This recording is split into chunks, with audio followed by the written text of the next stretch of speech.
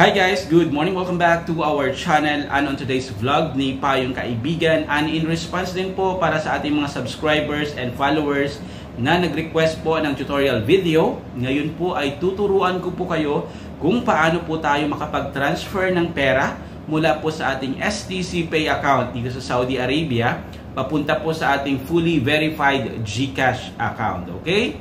Mabilis lang po guys yung proseso, madali lang po siyang sundan. At ang kagandahan po neto, real time, automatic or agad-agad po siyang na-credit at pumasok po doon sa ating GCash number. And for the sake of this video, syempre, para maging realistic po siya, nag-transfer po ako ng 5,000 pesos. At kung bago pa lamang po kayo sa aking YouTube channel, sa aking Facebook page, or sa aking TikTok account, please don't forget to click the subscribe button at the notification bell, di ba? Or yung follow button para lagi po kayong updated every time na may bagong upload na video si Payong Kaibigan. So let's proceed. Una, syempre buksan po natin yung ating STC Pay account. Mag-login po tayo, and then sa lower part po niyan, piliin po natin yung international transfer. At dahil bago po siyang beneficiary, i-click po natin yung add new recipient. And then i-supply lamang po yun natin yung mga tamang information na hinihingi po dyan. Like yung full name, yung relationship natin sa papadalhan natin, 'di ba? Yung country ng papadalhan natin. At syempre dito po yung importante sa delivery option. Pag clinic nyo po yung delivery option, may lalabas po dyan Western Union, transfer to a bank account. Ang pipiliin po natin dyan ay transfer to a mobile wallet. Okay? Dahil GCash nga po yung ating papadalahan. Pagkapili po natin doon na transfer nga doon sa digital wallet, lalabas po dyan yung preferred currency. By default, nakalagay po yan as Philippine Peso. And then, i-click nyo lamang po yung continue. And then, lalabas po yung ganito, international transfer. Mobile wallet name. So, siyempre pipili po kayo. Doon sa mobile wallet name, may lalabas po na ganyan. Pag pipiliin po natin ay GCash. Okay? And then, lalabas na po dyan yung receiver's mobile country code, which is +63 nga po pag Philippines.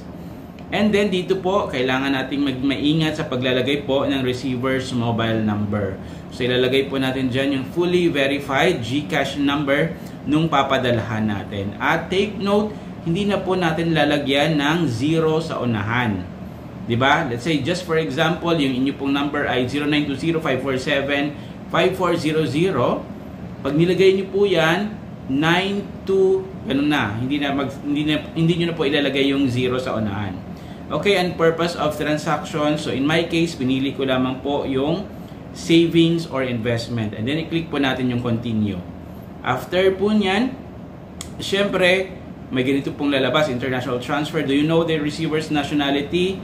So, i-click nyo lang po yung yes. And then, sa selection po, ilagay nyo po yung Philippines. Okay? And then, do you know the receiver's age? Pwede nyo naman po hindi ilagay. So, ilagay nyo po ng no. And then, after that, i-click nyo lamang po yung continue. Then, may lalabas po na ganito. Thank you. Your beneficiary information has been saved. You will be called for confirmation of this registration. And then, yun nga po, may ma-receive kayo na tawag na ganyan, parang Saudi Payments Verification po yan kung gusto nyo pong idagdag, diba, as new beneficiary, yung in-input nating information, or pwede naman pong hindi.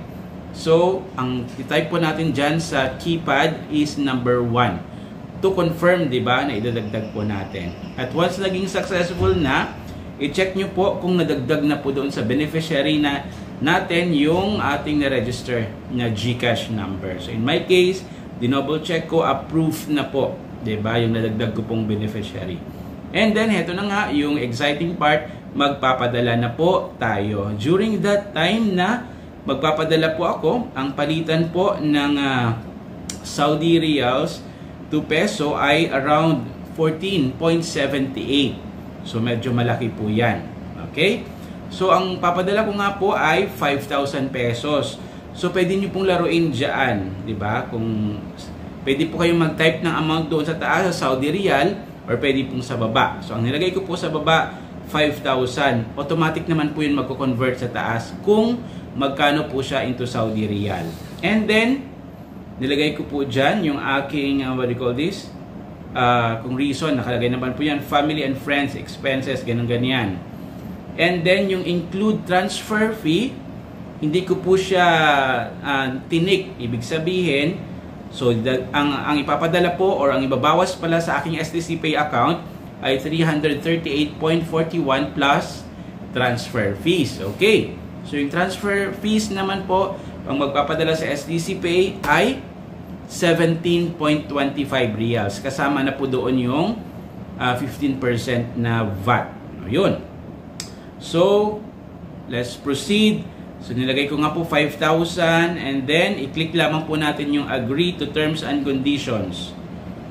After that, i-double check po natin yung mga beneficiary dyan, ganyan. And then, i-click po natin yung confirm. Okay?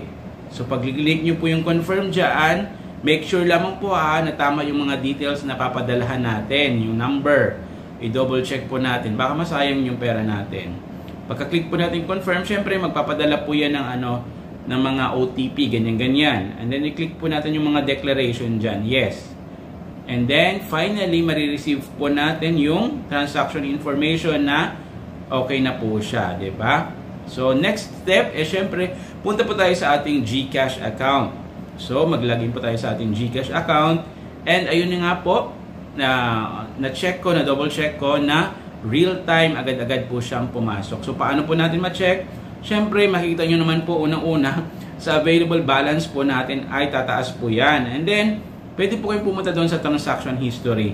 At para makita po ninyo, ayan, receive remittance. At yung amount po ay eksaktong 5,000 pesos. Okay?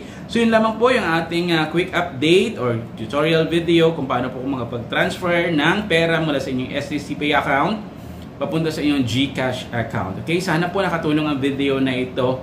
Kung nakatulong po sa inyo, please don't forget to like this video.